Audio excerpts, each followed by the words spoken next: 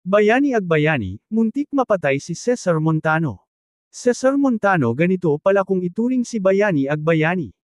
Umani ng samut-saring reaksyon mula sa mga netizens, ang naging revelasyon ng komedyanteng si Bayani Agbayani, patungkol sa action star na si Cesar Montano. Sa mundo ng showbiz, hindi na bago ang pagkakaroon ng matibay na pagkakaibigan, sa pagitan ng mga artista. Ngunit kakaiba ang samahan nina Cesar Montano at Bayani Agbayani. Isang tambalan na pinaghalo ang karisma at kahusayan sa pag-arte ni Cesar, at nang walang kupas na talento sa pagpapatawa ni Bayani. Sa mahigit 2 dekada nilang karera, parehong nag-iwan ng marka ang dalawa sa kani-kanilang larangan. Si Cesar, kilala sa mga award-winning films at action dramas, ay isa sa mga itinuturing na haligi ng pelikulang Pilipino. Samantala, si Bayani Agbayani naman, ay nakilala bilang isa sa mga pinakamahusay na aktor-comedian sa showbiz. Ngunit hindi lang sa trabaho nagsasama ang dalawa, maging sa personal na buhay, kitang-kita ang closeness nila.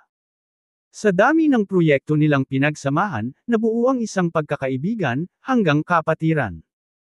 Pero sa likod ng tawanan, at masasayang alaala, may isang kwento pala, na muntik nang magbago ang lahat. Isang insidente, na ayon kay Bayani, ay halos maging katapusan na ni Cesar. Sa YouTube channel ni Maricel Soriano, ikinwento ni Bayani, na pansamantala siyang tumira sa bahay ni Cesar, habang ginagawa pa ang sarili niyang bahay. Kwento ni Bayani, alam mo ba inay?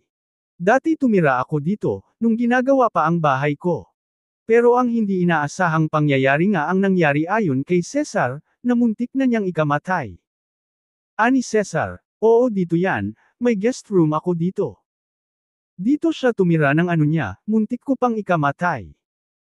Ikinwento nga ni Bayani, na napagkamalan niyang magnanakaw si Cesar, nang umuwi ito ng madaling araw.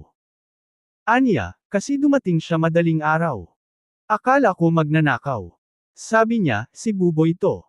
Akin itong bahay. Sabi ko naman, ay sorry kapatid.